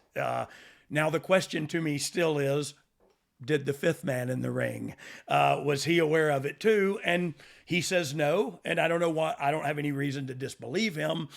I just think it's fun to fantasize, you know what I mean? And go, what if they did pull this off as the biggest, upset and screw job in history? I don't know why I just spit at the camera, but sometimes I just spit, thinking about Bret Hart. Wouldn't it? I mean, look, it's already, like we said, one of the craziest stories that everybody still talks about. But if it's a work and Bret knew, isn't it amazing that everyone involved, not one of them let it slip this entire time? Let it slip. 25 years? Yes. Yes. Hey, wrestlers like to talk, we found out. 100%. I mean, we're doing podcasts with all of them. Everyone but Bret. Jimmy Jacobs had a podcast at one time. Yeah. So the fact that none of us have heard any slip-up whatsoever. Let's go back in time. Yeah. Precipice. A noun, very steep rock face or cliff, especially a tall one. So I was right on the precipice of the mountaintop. And I think I learned that word. You always want to put your guns not on top of the mountain, but right behind it at the precipice, so that you can't see the weapon. You can only hear and feel the weapon's devastation. Anyway, we were talking about Cameron Diaz. What were we talking about? I was literally going to say Cameron Grimes, and Cameron Diaz came out of my mouth. It's weird. We were talking about how if it is a work, that we're amazed that nobody's let one line slip. That's it. If it is a work, it's the best work ever. And that's why I love it so much. That's what's intriguing about it, because look, we work people all the time. You hit somebody's music and he doesn't come out. I got you. Whatever. You know what I mean? But this is the biggest work of all time, if it's a work. And I keep throwing that in there because I'm totally okay with this is how it happened. Okay. Yeah. But it's just boring to me. I just want to continue thinking further about it. You know what I mean? Did you ever see Bret coming back to the WWE later on, or did you think, man, that is a burnt bridge? Yeah, I thought it was a burnt bridge, man, especially after Owen passed away and the family and everybody just was really anti-WWE. And I don't know how the WWE management handled that either, so I can't speak to that either. The family, I'm sure, has story after story about how all this stuff was handled, but I don't know how it was handled. So I just knew I didn't think there was any recovery from this, to tell you the truth. And it was really cool to see Bret finally come back. And even if it is real, if it's insincere, whatever, for him and Shawn to get in the middle of the ring and shake hands and hug and I know where Shawn's at right now. So I know Shawn, that's probably a guilt thing that he carries with him. I'm hoping he's put it down because the rock gets heavy. But I know Shawn meant that. And I know him and having that bridge repaired was a big deal to Shawn. I'm not close enough to Bret to know whether it was to him or not. But I know for Shawn that reconciliation was a huge deal for him. To go on in his life, you know what I mean, and not have regrets. So, I don't know. I thought that was awesome. Let's talk about the angles that happened after the fact and what you thought about those. First, Vince going on TV and saying Bret screwed Bret, and then we have a little person that's dressed like Bret as well, and the eventual Jim Neidhart burial. Yeah, look, I like you said, it got personal for a little while. You know what I mean? And I think once he was gone, I think everybody felt, or not everybody, but I know a few people that felt like, oh, well, let's just drag him through the mud now. You know what I mean? And I don't know if that was right, wrong, or indifferent again, but I wasn't in on any of those decisions. And so but they, look, it was personal. Vince felt like he got backstabbed and Bret felt like he got backstabbed, and they both did. by each other. You know what I mean? That's the thing. Vince just had some help backstabbing Bret. And that's the whole thing, is they kind of screwed each other. You know what I mean? Like, one did to the other one and the other one did it to him. And now it's so ugly and not pretty anymore that now it's all personal. And now all our feelings come out. And now we're saying this dude's a bad guy and that dude's a bad guy. And it's, man, again, it's only you and me, and we just disagree, man. It's just us here. And there's no right or wrong in wrestling. There's a righter or a wronger. You know what I mean? Like, what's better or what's worse or what? There's no right or wrong. It's all subjective. So neither one of them were right, neither one of them were wrong. They just disagreed. And I'm glad that finally in time they came back together and could finish out how it should have finished out to begin with, you know. Did any of this change your perception of or feeling about the company itself? We talked about your thoughts on Shawn and Bret personally, Mick. But what about the company? Well, Mick leaving and not coming back, and again, I didn't know that until just today, but that's again very indicative of Mick and his belief systems, and I admire that. I respect that a lot from Mick because he's always been that way, and he never has not, and so that's consistency, and that's respectable and admirable. But no, I never for one time, and you can hear from the last hour and a half of. I thought the company did what they kind of had to do, and I don't know what else could have been done. Again, reiterating, was not in on the conversations, was not in on the mitigation or the trying to come up with a plan, with an out strategy. I wasn't in on none of that. But what I saw was somebody didn't want to drop the title when they were leaving, and I think that's wrong. And so two wrongs don't make a right, and that's why we're still talking about this. Both men, Vince and Bret, were done wrong that day, and that's look. That's as hard as I can say it. You know what I mean? Like, I think they did each other wrong that day. What do you think about Earl Hebner's role in this? And him, it's been said he swore to Bret he would not screw him, but he's kind of in between a rock and a hard place there. He's the guy in the worst position of all. Because he's not Shawn Michaels, the champion. He's not Hunter, the Intercontinental champion, whatever he was at the time, the second in command of DX, all that. He's just a referee. You know what I mean? So he has, and if he wants to stay employed, he needs to follow orders. And the orders were to mislead Bret and tell him a lie. As horrible as that is, and as I'm sure Earl to this day debates about that and stuff and thinks about that, he had to do what was right for his family. And that's his job, was a referee. And the boss came and said, the match ain't going to go as planned. I need you to ring the bell here. And he said, yes, sir. And I know a million different employees have done a far worse at their jobs, at their boss's behest, than fake counted out a guy in a fake wrestling match. So I think Earl was between a rock and a hard place for sure. And again, I think he had it the roughest. Vince McMahon's don't have to apologize for nobody. Shawn's the world champion now. He's not going to apologize to nobody. You know what I mean? Like, it was Earl. It all fell on Earl. You did this. You know what I mean? Like, bless his heart. And apparently, in the headlines recently, Bret agreed. Bret said that he thought Earl was put in the worst spot too. So even he knows as bad as we all got it. Yeah, I'm glad he said that, because that's the truth. He got put in the hardest spot possible because he wasn't team anybody. He's just a referee that's doing his job and loves his job and having a great time and doing this, and was brought into this horrible situation because of his tenure and his loyalty to the company. You know what I mean? Like, they trusted that he could do this for them, this that shall not be mentioned but needed to be done. You know what I mean? And so he did that.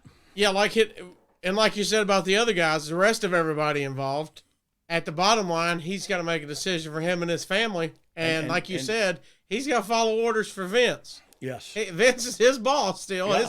His contract ain't running out and leaving. He ain't going to WCW. Right. He's staying right there. So what would you have done if you were in his shoes? And I think over time, Bret realized that, and obviously he realized that. It was at a signing at K&S WrestleFest in New York that Bret said that, and really cool of him to say that. You know what I mean? Because whether Earl loses sleep over that or not, it would sure feel good to me to know the guy I screwed finally understands and may not be happy with it, but he gets it and he understands why I made the decision I made.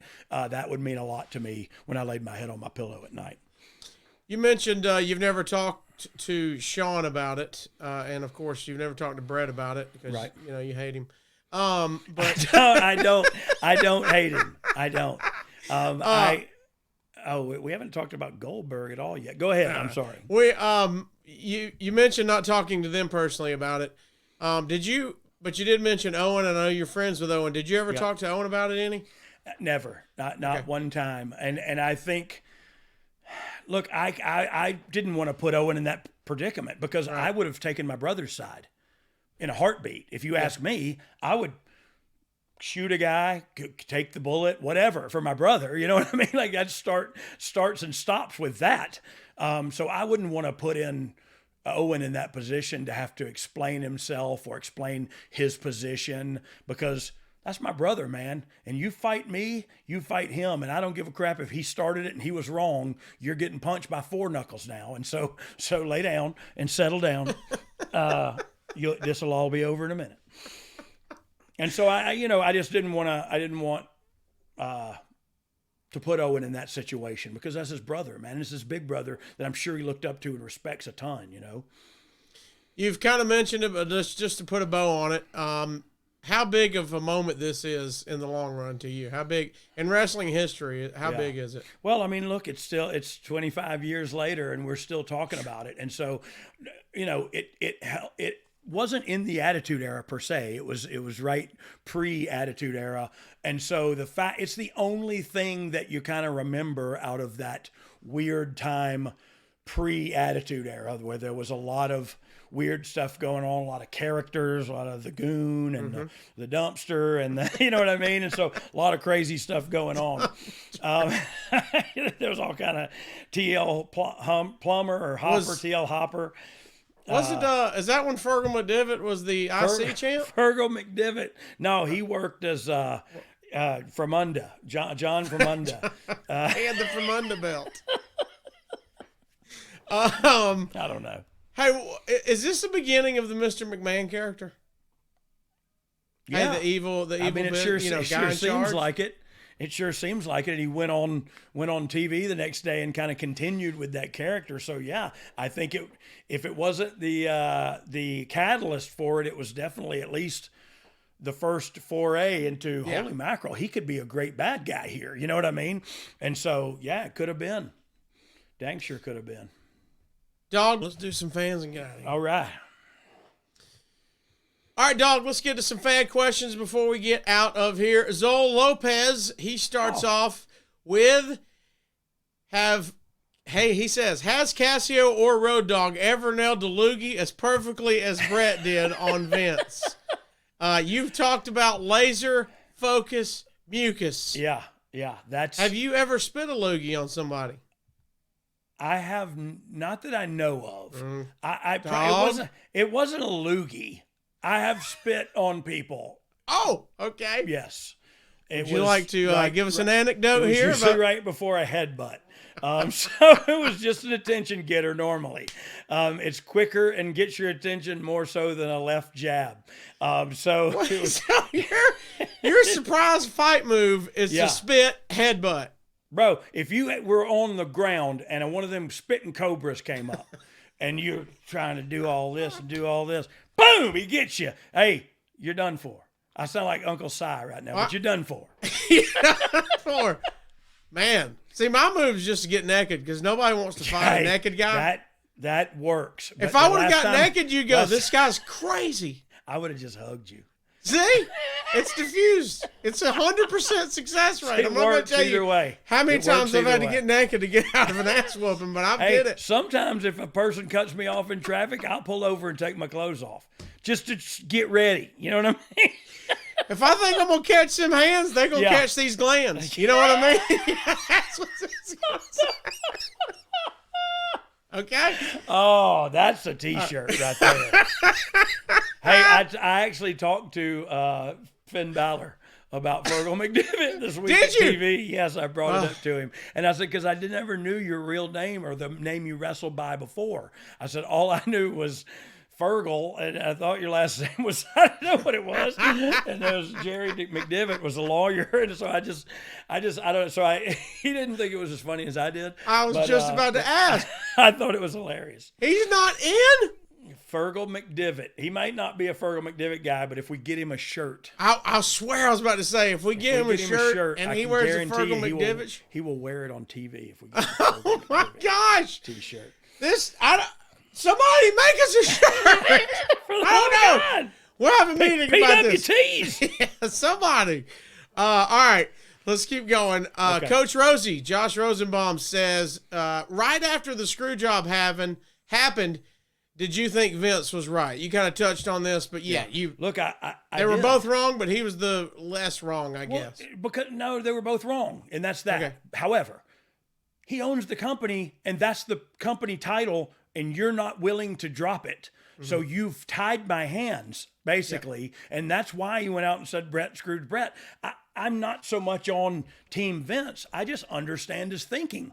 And I think it makes business sense. It doesn't make moral sense. It's not, doesn't have, this higher moral clarity, but it's a business decision was made. And a lot of the times the business decision that's made is you got to tie Old Yeller to a tree and thin the herd. You know what I mean? And that's right, wrong, or indifferent. That's what happened here, and it had to happen. And so I guess I'm on his side. I agreed with his decision. If there was no other inroads, which apparently there weren't, something had to be done, and something drastic had to be done, and this is what happened. Austin Williams, he tweeted us at You Didn't Know Pod, at Brian R.D. James, at the Casio Kid. He said, did you ever think that Bret and Shawn would ever bury the hatchet after the screw job? So you've mentioned you were surprised that Bret came back to begin with. Did you ever think now they're going to bury the hatchet? No, especially since we talked about axes and Abraham Lincoln earlier. The hatchet's brought up, and I'm not sure where we're going. But I did not think they would. It was so personal. It went to that extreme, right? Like that's wow. That's where it went to. We had to do this. You had to do that. Holy mackerel! It went to such an extreme. I just thought it was too far gone to ever come back together. And thank God I was wrong, because I think it helps everybody involved put it behind them and try to move forward. I still love talking about it. I just think, thank goodness if we can stop in a minute and it's in the past and we don't have to talk about it anymore. But it's very fun to talk about and speculate about. That's why I think if it is work or no work, the best angle in professional wrestling. Like, we are still talking about the finish to a championship match at a pay-per-view. Incredible. 25 years later. You know what I mean? Well, by the way, you're 5 years away from that we just had the DX 20-year reunion, and we're still talking about y'all, big dog. Come on now. I tell you what. Now. I'm older than a bucket of ball bearings and twice as rickety. I don't know. No, I'm just having fun doing this stinking podcast, man. I'm having fun. I got to go to Raw and do that Raw or into Brooklyn, and do that thing with DX. Then I got to go to Friday Night SmackDown. It was in New Orleans. Then they called me to go to Raw in Oklahoma City, where Brock showed up and beat everybody up. But I'm having a great time. Doing what I'm doing right now. The live events are fun. They're back. They're, we put smiles on people's faces the world round, man. And I'm getting a chance to be the creative mind behind that. And that for me is really cool. So I'm doing great, man. And I love you guys. I love this podcast. I love our team.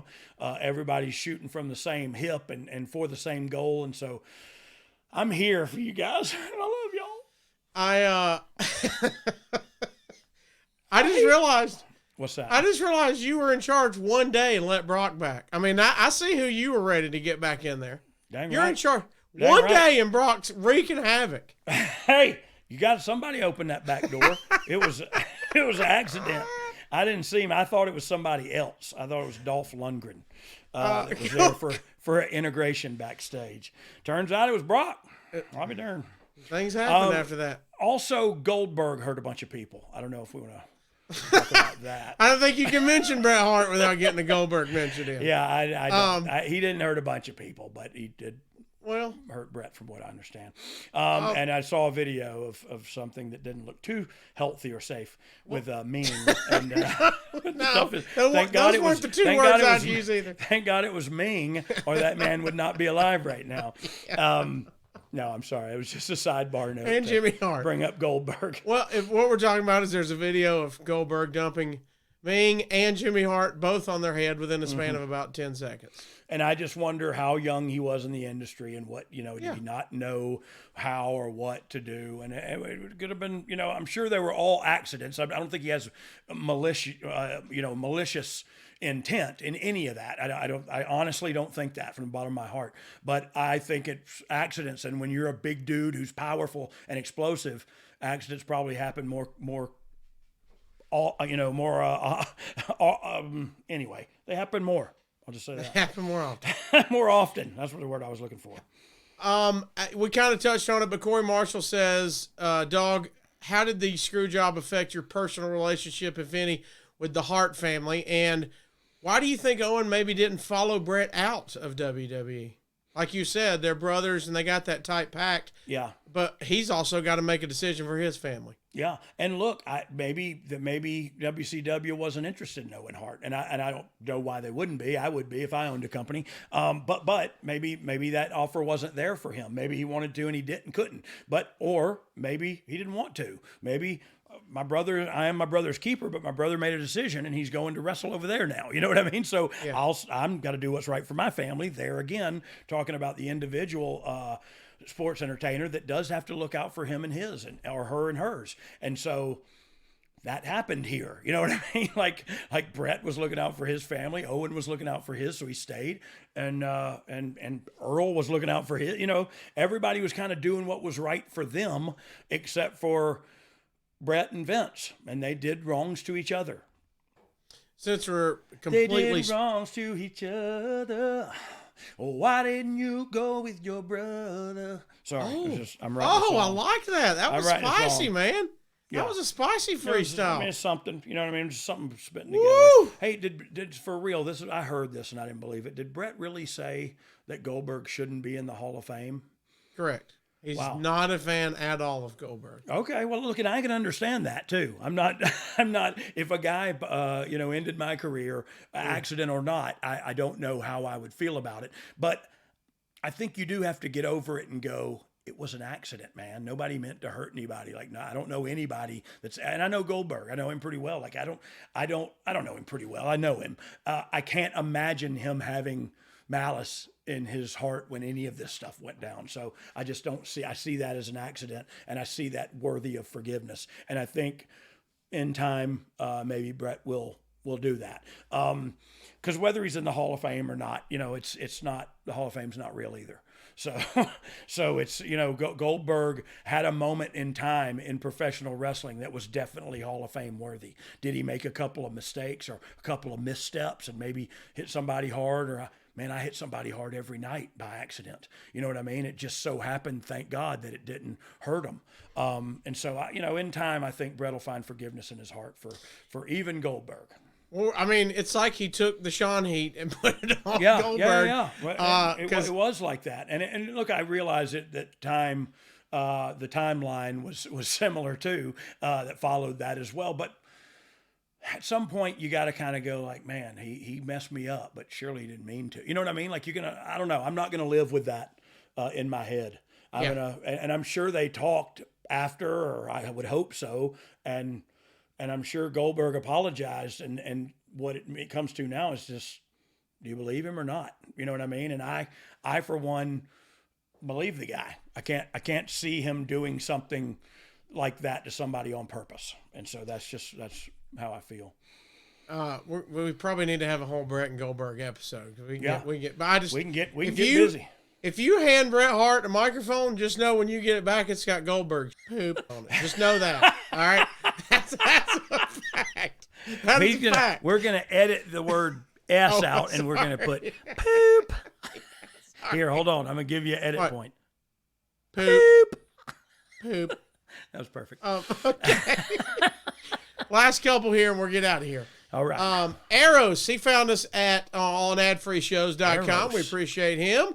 Eros says, what would be something outside of wrestling that you would put on par with the Montreal Screwjob? Is there something real life situation where you think that's kind of like that? That's a big wide open question. That is. But it's a good question. Like yes. I guess Inflategate, was that real, or was that a work too? I don't know. Oh.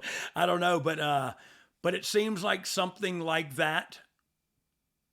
I don't know. Not really, because they cheated in a real competition. You know what I mean? Yeah.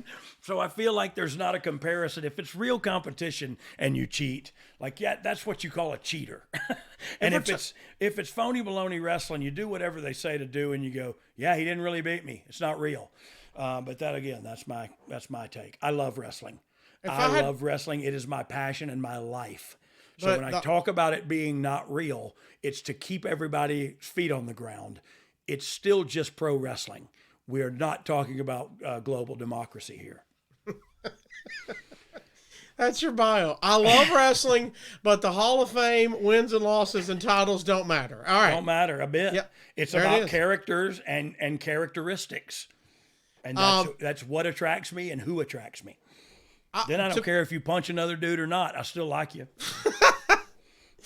I was thinking of sports conspiracy theories that might be on par with this. And I don't know if you've ever heard it, but, when Jordan went to play baseball, there's a theory that they had to suspend him for gambling. So that's why, instead of making him look bad, they agreed, I'll go play baseball. How about that theory? Wow. That'd be a huge, but nobody's ever slipped up on that. No, but you know why? Because 4 people knew about it. You know what I mean? Like the same thing. Like you don't think they put that out in friggin' the halls of NBA International. You know what I mean? Like that was a deal that was made in secret, and they've kept their secret really well. The office assistant wasn't typing in notes on that meeting. Not too well, because we heard about it. It got out. And so whether it's made up or not, now we heard about it. Now you speculate, did it get out or is it made up? You know what I mean? And so you don't know, but that makes a ton of sense, man. That's what's great about conspiracy theories, right? Is that inch of truth, that inch of possibility that it could be true makes me bite the hook every time. Adam Arpin wants to know over at adfreeshows.com. He said, had it already been decided prior to this night that you and Billy would be joining DX officially down the line? If so, were you apprehensive about working closely with Shawn, knowing the heat that he was going to get? But you're saying, first of all, you've established you didn't know going in, so there's none of that. But I did not. His question was, did I know about if I was going to join DX? I had no idea I was going to join DX at this point. Okay. There's that timeline. And last but not least, Yambag Jones. Oh, Yambag. I want a little that sample. I don't know. I'll think of some words. Yeah. I want to, don't want to flood my house, so I'll sandbag. Oh. Sorry. Yeah. I think that's the only word that rhymes with yambag. Yambag, sandbag. And sandbag. I think that's the closest. Yeah, but you could say like canned ham. You could get away with some Eminem. Ham! You could get away with some Eminem rhyming. You know what I mean? By like the words almost sound alike. Eminem would just, you know what I mean?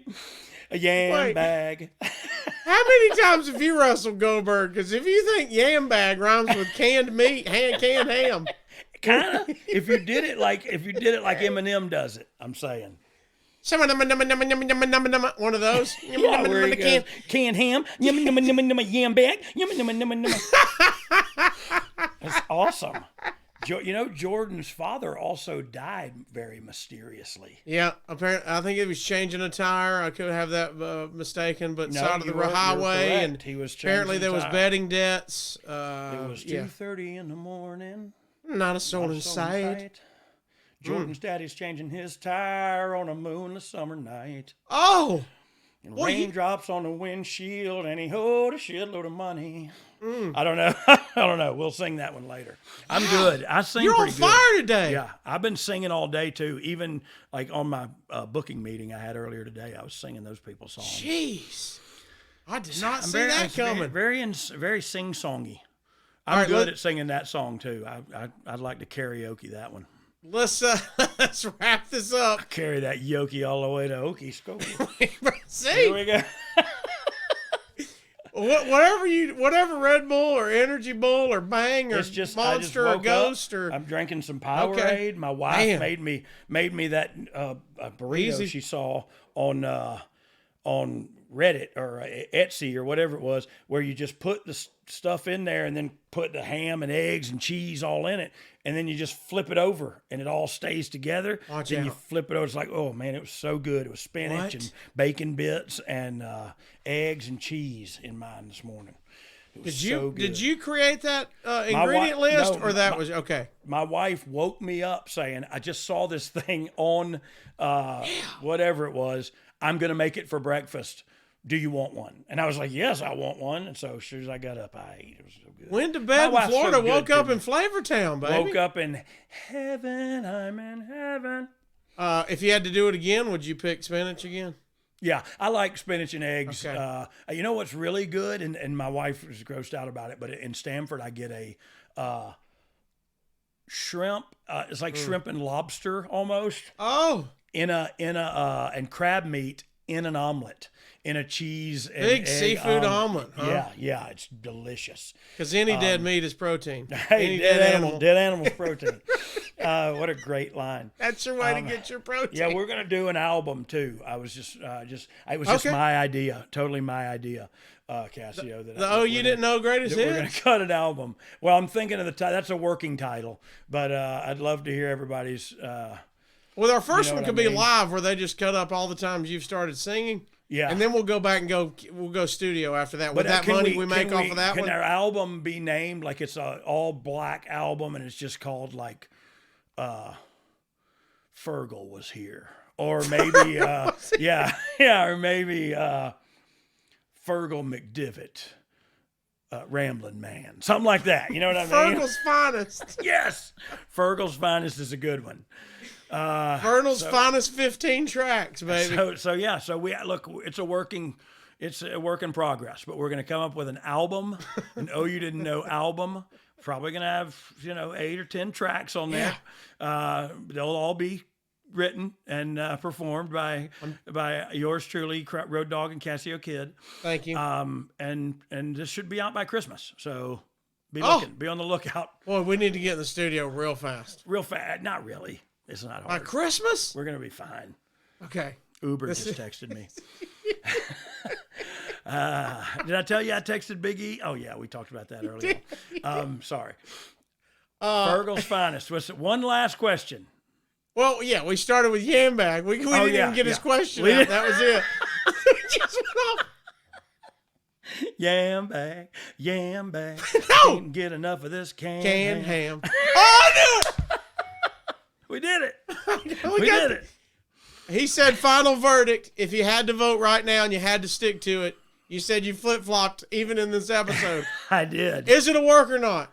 Gosh almighty. Honestly, I still don't know. I want it to be a work. Okay. I do. I want it to be a work because it was not good. It was bad. It was bad on a lot of people's parts. And it wasn't good for the industry or I don't know. You know what I mean? Like it was a negative. It was a pock mark on wrestling history. Jim Croce or Dominic will do Jim Croce or Matchbox 20. And we still haven't got to Yambag's canned ham question. Well, no, we got to Yambag's work, but we hadn't got to the last question. Yeah, we're stuck. It's a Yambag's work or shoot. I want it to be a work. But you might flip flop later. I'm flip flopping right now as I'm answering the question because I know there are facts I know about it that make you go, okay, that could have happened that way. You know what I mean? I totally get that. Okay. But I want to speculate further, and that's my prerogative. And as Bobby Brown said, I can do what I want to do. It's my prerogative. Yeah, and so we're going to throw that on the album. We're just making them up as we go. We're going to throw in Happy Hanukkah, Happy Kwanzaa, Happy everything to you day.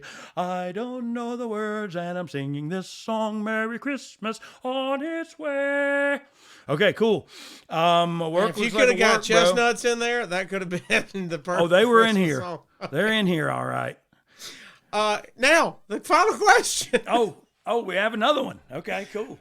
No, he just wanted to know work. We got sidetracked. At Fantasy Handbook says, with Austin, Rock, and DX, you weren't even in the early stages there, but you Austin and Rock, DX not took off yet. WCW's kicking your guy's ass, says Fantasy Handbook. He ain't lying. Did losing Bret feel like the last nail? Did that worry you guys as, now it's getting harder for us? For me personally, and that's all you're going to get from me ever, is because that's all I got. It's my only reference point. I never saw what the big deal was with Bret Hart as a performer. I never understood it. He was a great worker, and I thought about saying good, but he was a great worker. Worked better than me tenfold, worked circles around me. Don't ever think that I've told anybody I was a good wrestler, because I haven't. And if you've listened to my podcast, you know that's true. I don't think I was a good wrestler. I don't think Bret was a great wrestler. He was wrestler. I think I was a better sports entertainer than Bret was, and I think that's where the money is. So I always thought that he should have done business and done what was right, and you know what I mean? But I never looked at him like, if we lose this guy, we lose the war. Like I never thought that for one moment. Now, I can understand people who are huge Bret Hart fans going, screw you, Road Dogg, you suck. And okay, screw me and I suck. Okay, like now what? We still get to my feelings, which is I never thought he was that great to begin with, so it wasn't that great a loss when we lost him for me personally. That's professionally, really, not personally, because I didn't have any personal feelings about it one way or the other. I just didn't think we were sunk because he left. I thought we got a lot more to offer than that. And so I didn't think we were sunk. I thought now we can catch our breath and move forward. Wow. A lot to digest there on the way. Yeah, it is a lot to digest. And I apologize, but I want everybody to understand, I don't dislike Bret Hart. I just don't think he's that great of a wrestler, and I'm sorry if that hurts anybody's feelings, his especially, because I'm not trying to do that. I always thought Shawn was the better sports entertainer, and I still believe that to this day. I mean, that's controversial to some, but I don't know why. It's how I feel. You know what I mean? I don't know why my feelings are so controversial. You know what I mean? The person who has the opposite side of the argument, you're allowed to have that side. One of my great friends was a huge Bret Hart fan, and I'm not going to tell him Bret sucks. You know what I mean? I'm not going to tell him I don't like Bret. He loves Bret. I'm just saying, cool, love Bret. But you're asking me about my feelings, and they're asking me questions about how I, perceive things. I told the truth, and I will do it again.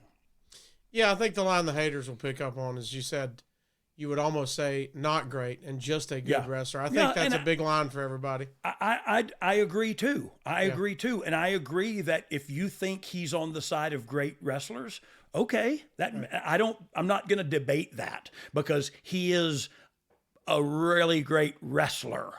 But where I draw the line is there ain't a dime in wrestling. And that's how I feel. We should go out on that.